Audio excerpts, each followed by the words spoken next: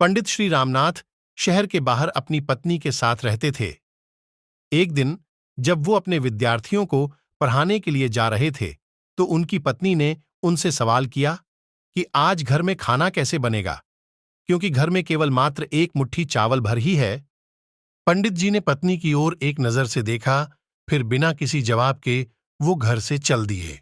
शाम को वो जब वापस लौट कर आए, तो भोजन के समय थाली में कुछ उबले हुई चावल और पत्तियां देखी।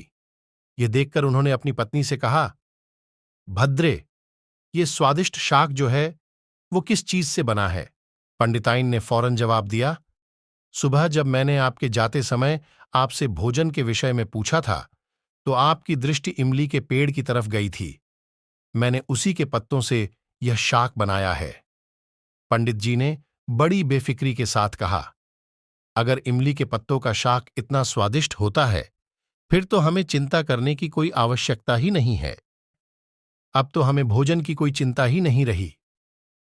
जब नगर के राजा को पंडित जी की गरीबी का पता चला, तो राजा ने पंडित को नगर में आकर रहने का प्रस्ताव दिया, किंतु पंडित ने मना कर दिया।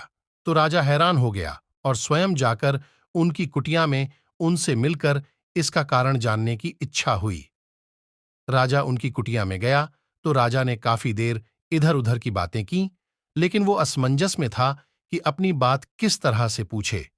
लेकिन फिर उसने हिम्मत कर पंडित जी से पूछ ही लिया कि आपको किसी चीज का कोई अभाव तो नहीं है ना? ओ, पंडित जी हंसकर बोले, ये तो मेरी पत्नी ही जाने। इस पर राजा पत्नी की ओर आमुख हुए और उनसे वही सवाल किया, तो पंडित जी की पत्नी ने जवाब दिया कि अभी मुझे किसी भी तरीके का अभाव नहीं है, क्योंकि मेरे पहनने के वस्त्र इतने नहीं फटे कि वो पहने न जा सकते, और पानी का मटका भी तनिक नहीं फूटा कि उसमें पानी नहीं आ सके। और इसके बाद मेरे हाथों की चूड़ियां जब तक सलामत है, मुझे किसी चीज का क्या अभाव हो सकता है? और फिर सीमित साधनों में भी संतोष की अनुभूति हो, तो जीवन आनंदमय हो जाता है।